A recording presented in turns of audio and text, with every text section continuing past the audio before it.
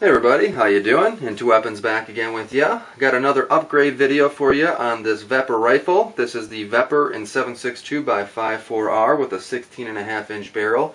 This is video 3 out of the series that I'll be doing on the upgrades to this rifle. If you haven't seen the previous upgrades, which is the Scorpion pistol grip and the bone steel folding stock, go ahead and jump out to my channel and check those out. Today we're going to be covering a pretty simple upgrade. It's not really going to take a whole lot of time to show you what it is and the install portion of it. But it's done by a very popular guy. It's a very popular upgrade for AK variant type rifles these days. It is the Krebs Custom Safety Selector with bolt hold open feature.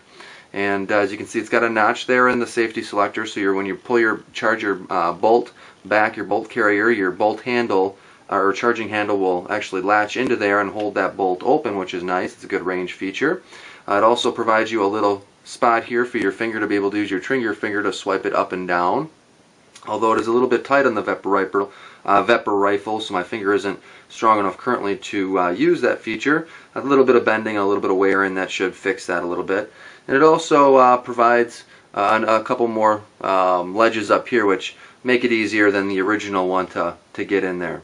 It ran about $48. I bought it on CarolinaShooterSupply.com. I'm sure a lot of other distributors carry it, but it is specifically made for the VEPR rifle. Now, before I made this video, I did do a testing and a fitting on it because there are some reading that I had done that said that it didn't fit perfectly, that you had to do a little bit of alterations to it. So a couple things that I did. First is I test fitted it, and as you can see, I wore a little bit off the finish there, and what that came from was when I had it installed there, it was rubbing up into the dust cover. I had to flare the dust cover out here just a little bit by bending it in my vise outwards, so this had clearance to actually clear into the safe position. Once I did that, it seems to work pretty well. It's still a little bit of a tight fit, but I didn't want to bend that dust cover too much and put too much stress on that. So overall, it works pretty well right now, and I'll show you guys that once I get it installed. Another thing I did is once I did have it installed, I bent it outwards just a little bit. That made it just a little bit easier to maneuver between the safe and fire position. I also filed down the dimple on the back just a wee bit. It had a strong dimple on there, so it was catching, and that again made it a little bit easier to slide it up and down. I do have one of these on my Draco pistols, and that was one of the reasons I knew how to do a couple of those alterations, just to make it a little bit easier. You don't want to bend it, and you don't want to file it too much, though. This is a pretty weak, I guess, compared to the stock safety selector as far as the rigidity of it, so it will break if you put too much pressure on it. So to get this installed, guys, what we're going to do is it's pretty easy. We're going to go ahead and remove the dust cover. Go ahead and put our gun down into the fire position. We'll go ahead and safety check it just for the sake of it. We'll go ahead and remove this spring, although that's really not necessary, but for the sake of demonstration, I'll go ahead and do that to make it easier and show you guys. Remove the bolt and bolt carrier. To go ahead and remove the original safety selector here, what we're going to do is rotate it into the fire position, and then we're going to, the safety position, then we're going to rotate it all the way up into the 90-degree position. Once you have that, you can go ahead and actually remove it from the receiver by just pulling it outwards.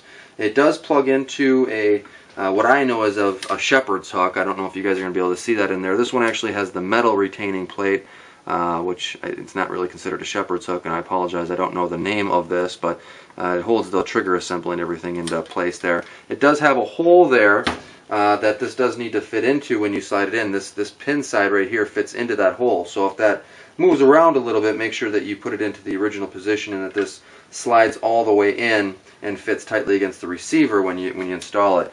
But otherwise, it's going to be pretty much the same as how we removed it. We're just going to go ahead and slide this in with the 90-degree angle. Make sure you're getting a nice tight fit. There shouldn't be any space in between the safety selector and the receiver edge. Once you have it all kind of fully seated there, what you do is just slide it back down into the safe and fire position.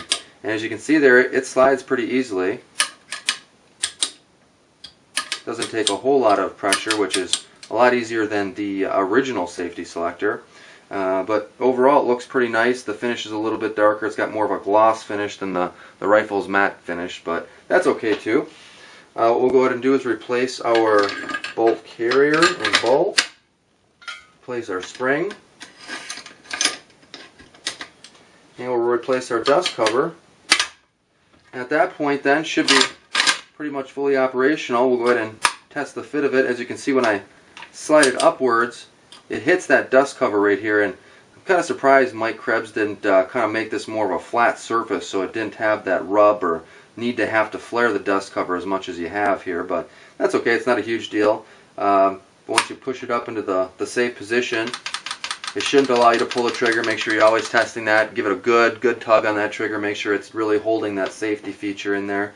You certainly don't want to have it in a safe position, pull the trigger, and the thing goes off. So, but overall, it fits really well. It slides very well. Like I said, I'm not able to use my trigger finger like I'm supposed to here on this position, except if I really tank on it, I guess. But I guess it's usable. Probably just not the easiest feature to use at this point, but it should break in. The bolt hold open feature is kind of neat. What you do is just pull the charging handle back, use this thumb hole here, and just kind of push it upwards. As you can see, that notch catches that charging handle, and it holds the bolt open, which is a great feature for at the range. A lot of times you're able to just kind of push this down, and the bolt carrier will slide forward and hammer home. I can do that on my Draco pistol. This one seems to catch quite a bit more on the catch here, so I'm not able to really do that as easily.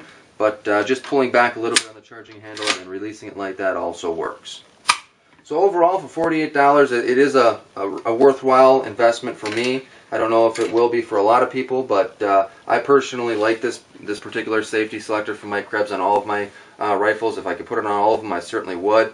They are a little bit more expensive at $48, but it is a custom piece. So that's pretty much it, guys. If you have any questions, feel free to let me know. Otherwise, I appreciate you watching, and until next time, take it easy.